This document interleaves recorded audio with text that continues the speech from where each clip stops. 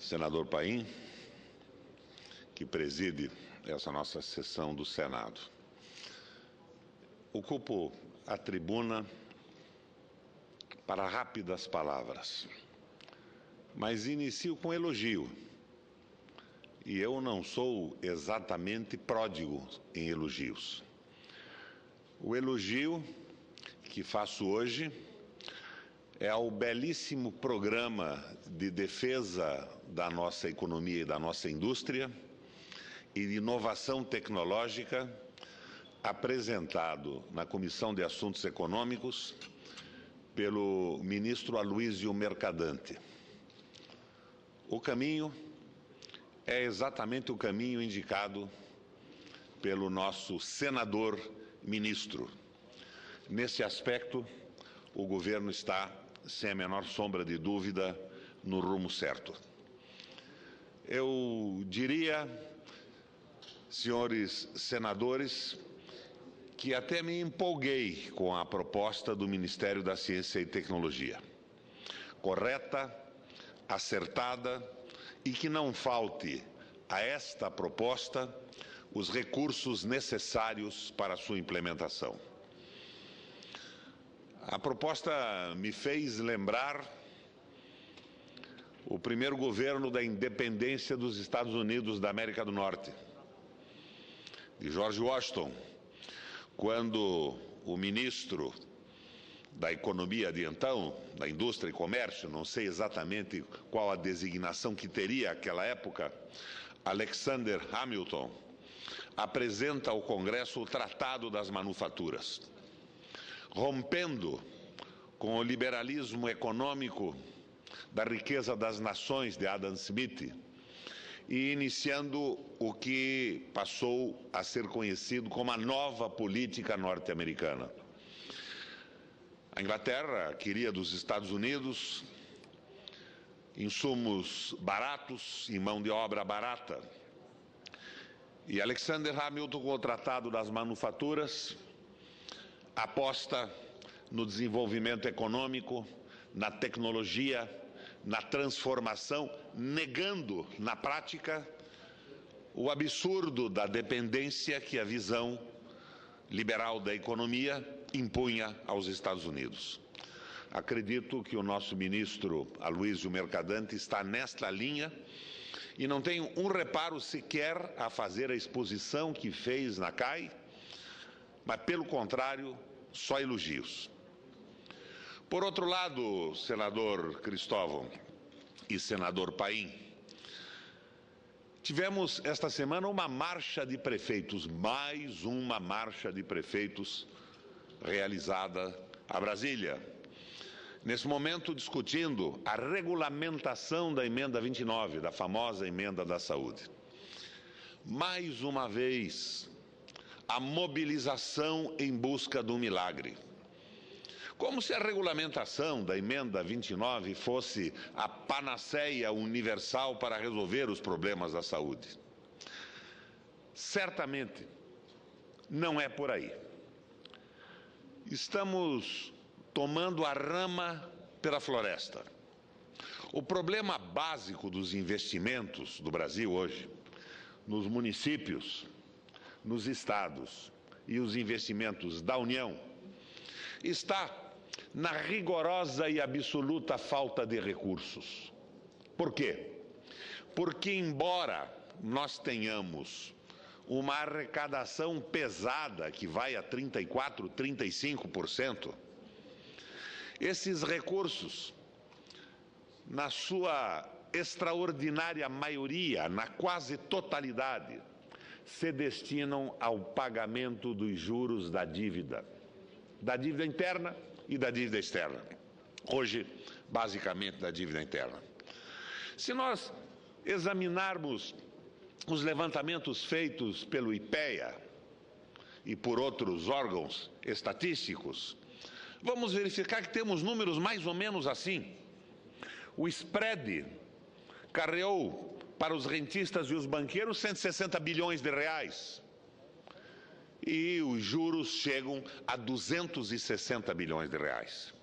Há uma concentração da arrecadação A federação é sacrificada pela concentração, os impostos são altos e mesmo a União não tem capacidade de investir porque é absolutamente sacrificada pelo financiamento absurdo da dívida. O Banco Central continua dependente, não do governo, não dos interesses do país, mas de uma visão liberal ideológica, do comando dos bancos, continua dependente do interesse das grandes corporações financeiras. Imposto concentrado, uma arrecadação fantástica e nenhuma capacidade de investimento. É claro que a falta de capacidade de investimento de estados e de municípios decorre exatamente disto também, dos juros fantásticos. Vi ontem uma tabela publicada num dos jornais brasileiros. Brasil, 6,35 de juro real. A taxa Selic menos a inflação. Hungria, 2,8. Chile, 2,3. E aí, uns 10 ou 11 países com juros insignificantes. E em 40, 31 com juros negativos. Ou seja, estimulando a sua economia a se desenvolver. Apostando na inovação tecnológica e no desenvolvimento. Mas nós não. Nós estamos na mesma fórmula, na velha fórmula que quebrou os Estados Unidos da América do Norte. Nós estamos aí com o empréstimo consignado, uma espécie de subprime tupiniquim, prazo longo, juros altos, que acaba sendo carreado para a compra de produtos produzidos em outros países, China, Japão, Alemanha e Estados Unidos. Empregos lá, endividamento aqui. E o endividamento dos brasileiros já chega a 40% da sua renda. E nós ainda não entramos no olho do furacão da crise, porque as políticas sociais estão ainda mantendo a renda e a elevação da capacidade de consumo da classe D e E. E porque estamos ainda num regime de quase, senador Cristóvão, pleno emprego. Sustentados por quê?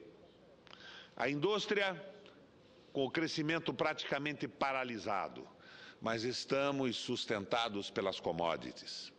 Basicamente, minérios e petróleo. A isto se somam as commodities agrícolas. Estamos vivendo um ciclo favorável puxado pelo consumo da China, que pode ser interrompido a qualquer momento. A China teve um crescimento extraordinário numa associação com os Estados Unidos. Empresas americanas de tecnologia norte-americana investiu na China aproveitando a mão de obra barata. E o mercado de consumo, o extraordinário mercado de consumo, fundamentalmente era os Estados Unidos da América do Norte. Os Estados Unidos em crise, em recessão, o presidente Obama tentando investimentos que viabilizem empregos, com uma má vontade enorme do Tea Party e do Congresso norte-americano. A economia norte-americana pode estar num novo processo recessivo. E a consequência disso será, necessariamente, a diminuição do mercado à disposição da China. O que, por via de consequência, significará também a queda do preço das commodities, minerais e agrícolas, e o prejuízo, o fim, talvez, a diminuição sensível desse ciclo de crescimento da América Latina. Nós precisamos pensar na essência do problema. As mágicas aumenta a participação da educação no PIB. Regulamenta-se a emenda 29. Nós estamos tomando a rama pela floresta.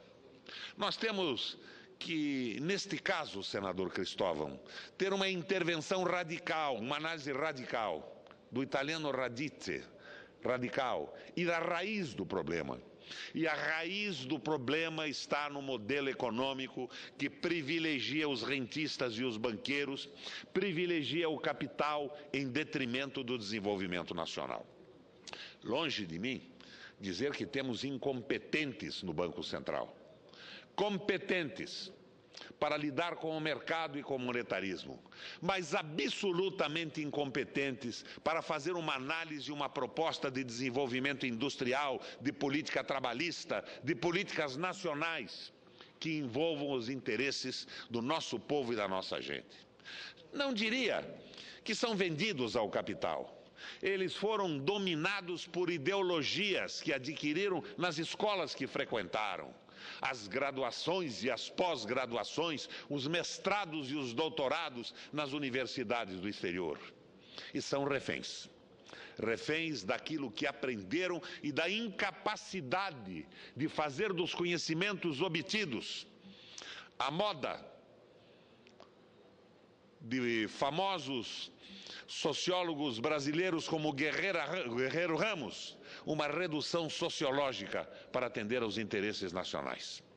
Então, fica aqui a minha análise crítica às marchas e contramarchas, ilusórias marchas dos prefeitos cantadas em prosa e verso pela mídia nacional, para aumentar a participação da educação no PIB, para regulamentar a emenda 29, para brigar pelo pré-sal que ainda não existe, cantadas em prosa e verso pela mídia que atende aos interesses do capital e que não levam a nada, porque tomam a rama pela floresta. Não tem o radicalismo necessário para entender o que está acontecendo no Brasil. E nós ficamos neste festival de ilusões, nestas marchas que não levam a rigorosamente nada, e ainda tenho que assistir a presidenta me dizendo: se querem regulamentar a emenda da saúde, que me digam de onde vêm os recursos. Presidenta, os recursos vêm do juro baixo, do prazo longo e da submissão da política econômica aos interesses do Brasil. Senador Cristóvão, com prazer, lhe concedo uma parte. Senador Requião, sempre é bom escutar seus discursos sobre economia. O senhor é um dos poucos que aqui não apenas tem o conhecimento das ferramentas, mas também tem a visão mais ampla do que o imediatismo em que se quer resolver a economia apenas com taxa de juros, apenas com pequenas medidas. Minha crítica é a sua retórica quando o senhor diz que é radical. Eu acho que o senhor não está sendo radical. O senhor não está sendo radical porque eu creio que além, e espero que o senhor concorde comigo, e aí a gente faz uma aliança radical, além da taxa de juros, a gente tem que mudar algo mais na própria concepção, estrutura, perfil da produção da economia. Não apenas mudar o perfil dos bens exportáveis primários, mas mudar o perfil dos bens voltados para o consumo interno. Nossos bens de hoje, carro-chefe da economia, o automóvel, por exemplo, ele exige financiamento para que o consumidor compre. Raríssimos brasileiros podem comprar um carro sem financiamento. Portanto, isso leva a um aumento na taxa de juros também. Eu falo automóvel, mas quase todos os bens hoje que dinamizam a economia são bens de alto valor, exigem financiamento. Nós temos que mudar para bens que sejam capazes de venda sem necessidade de financiamento pelo sistema financeiro. Segundo, nós temos que mudar para bens públicos. Em vez de automóvel, mais transporte público, por exemplo, como o senhor, como governador, propiciou. Em vez de mais produtos industriais de base material, mais produtos culturais, intangíveis, mas que são capazes de garantir o acesso ao consumidor sem necessidade de financiamento. Sem isso, a gente não reduz a taxa de juros. E, sobretudo, não mantém o equilíbrio ecológico. Dito de outra maneira, todo mundo fala da minha nota só, mas eu acho que a gente precisa ser tão radical que queira educar o PIB. O PIB tem que ser educado. Hoje o PIB é livre. O neoliberalismo, sem visão de planejamento, criou um PIB livre, sem uma definição de orientação de preços, até mesmo por meio de tarifas, se for o caso, como, aliás, hoje o Manteiga tomou, que é aumentando em 28% os impostos dos carros importados, pode ser por tarifas. temos que educar o PIB. O PIB atual, ele força o aumento da taxa de juros. Talvez não tanto quanto o Brasil. Muitos países caíram a taxa de juros, porque caiu a taxa de crescimento. Aí a taxa de juros cai, porque não tem quem tome empréstimo para comprar os produtos caros que a economia produz. Então, a minha única ressalva é a retórica da radicalidade, não porque eu não gosto dela, mas porque eu quero que ela seja mais radical ainda, querendo não apenas educar os bancos, senador, mas educar também o PIB brasileiro, de tal maneira que ele seja compatível com a ecologia, que ele exija menos financiamento para o consumidor e ele que seja mais voltado para o público do que para o consumidor privado. vamos aplaudir as medidas anunciadas pelo ministro Manteiga e pelo ministro Mercadante. Vamos taxar os automóveis importados. Olha, em primeiro momento, nós sentimos uma vibração, senador João Durval, nacionalista. Finalmente estão defendendo o mercado brasileiro. Mas vamos desdobrar. Vamos fazer uma análise crítica desta medida. Ainda outro dia, o CAO, famoso CAO, que é o dono da Hyundai no Brasil, dizia que o preço dos automóveis no nosso país era alto, não pelos impostos, cá entre nós, também pelos impostos, mas não fundamentalmente pelos impostos, mas pelo lucro fantástico das montadoras. Um lucro que não é admitido em outro lugar do planeta Terra. E qual é a consequência disso? Então, nós vamos aumentar o imposto sobre os carros importados. Mas nós não estamos mexendo nessa lucratividade incrível, nessa margem fantástica das montadoras brasileiras. Ah, mas é uma maravilha, estão tendo lucros, vão aumentar o investimento, a produção e multiplicar os empregos. Verdade? Não, mentira. A remessa de lucros, viabilizada pelo governo do Fernando Henrique e pelo nosso governo ainda mais facilitada com a isenção da cobrança de imposto de renda, é maior do que o esforço exportador brasileiro. Nós estamos mandando mais dinheiro para fora do que estamos conseguindo com exportações. Então, se aumentamos o imposto do carro importado, vamos garantir empregos, sim, no setor automobilístico. Mas vamos manter a lucratividade fantástica e a extraordinária remessa de lucros, que é o que está acontecendo principalmente em relação à Europa, que está numa crise brutal. Então, a medida do ministro Manteiga é uma meia medida. Ela garante empregos, mas não baixa o preço dos automóveis nacionais, que continuam com o imposto que temos, que é um imposto, para mim, razoável, mas continuam com uma margem de lucro absolutamente inexplicável.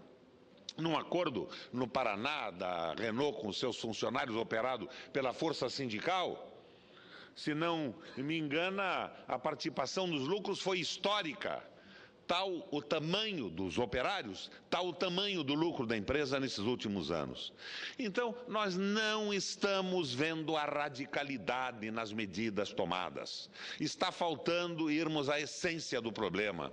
E essas medidas paliativas, nesse caso, que garantem, sim, a manutenção da quantidade de empregos, do ponto de vista nacional, são medidas pífias, porque não resolvem rigorosamente nada, uma vez que as portas do Brasil estão abertas de forma fantástica à remessa de lucros, que excede os recursos obtidos com a exportação. Com a palavra, senador Cristóvão Buarque. Aqui apenas para confirmar e dizer de que estou de acordo, e vou dar mais alguns dados. Da maneira como hoje está o mercado, e com o crédito facilitado para comprar automóveis, sabe o que vai acontecer? Aumenta-se 28% no preço importados e as montadoras aqui vão aumentar 28% ou 27%. Ou 20%. Porque acaba a concorrência. O que acaba e termina aumentando ainda mais o lucro deles. E não aumenta o emprego. Nós estamos protegendo as indústrias nacionais ainda mais. Por outro lado, vai tirar emprego também de muitas das concessionárias desses automóveis importados. de oficinas especializadas, de vendedores. Então, o caminho não é por aí. O caminho é educar o próprio sistema de transporte para que comecemos a fazer com que essas empresas comecem a construir e produzir mais ônibus. Durante a guerra, os Estados Unidos ficaram 4 anos sem produzir um automóvel, faziam tanques de guerra. Nossos tanques de guerra hoje é para fazer com que o nosso trabalhador não fique 4 horas parado, perdidos, indo de um lugar para outro durante o dia, com um bom sistema de transporte público. Nossas indústrias automobilísticas podiam ser instrumento da melhoria do transporte público, em vez de serem hoje um instrumento de piora do transporte, porque cada automóvel a mais significa mais engarrafamento, mais tempo perdido. E um pouco mais de lucro de emprego, é verdade. Esse emprego não diminuiria se nós educássemos a indústria automobilística para produzir automóveis, não automóveis, que hoje significa, para produzir transporte público. E a importação está sendo predadora e irresponsável. Colocam os automóveis no mercado e não fazem estoque de peças. Você quebra um componente qualquer de um carro importado, vai para a oficina, eles pedem a peça não para um depósito centralizado no Brasil. Pedem, se for alemão, para a Alemanha, se for na França, para a França, e o proprietário do automóvel fica com o carro na oficina por 2, 3, 4, 5, 6 meses. Comigo já aconteceu por 2 vezes. Tenho um carro importado que adquiri numa troca há alguns anos, e cada vez que eu tenho um problema, eu tenho 4, 5 meses de oficina, porque a peça passa a ser objeto de importação. Uma peça. Não existe o just-in-time, não existe um depósito nacional, não existe estoque de peça na oficina, porque eles não querem imobilizar o seu capital. Então, é sim uma importação predadora, preços baixos, porque o lucro interno é fantástico, o revendedor aqui, então, consegue vender como o Caoa da Hyundai por preços extraordinariamente abaixo da média de carros iguais ou inferiores fabricados no Brasil, mas a remessa de lucros está aí e, mais uma vez, eu diria que o discurso do ministro Manteiga, o pessoal pensa que eu ironizo quando digo Manteiga. A minha mulher é de uma família da região de Bérgamo e o Mino Carta também. E os dois já me afirmaram que essa pronúncia Manteiga não existe na Itália. O nome do Guido é Manteiga, e de Manteiga eu o chamo. Então não é uma ironia, é uma tentativa de falar um dialeto italiano mais correto por orientação do Mino Carta e da Maristela Guarenghi, que é minha mulher. O ministro tem o discurso correto, mas o tratamento é um tratamento muito débil, é homeopático, quando o Brasil, na verdade, está precisando de alopatia na condução das nossas finanças. Obrigado pela tolerância do tempo, presidente João Durval.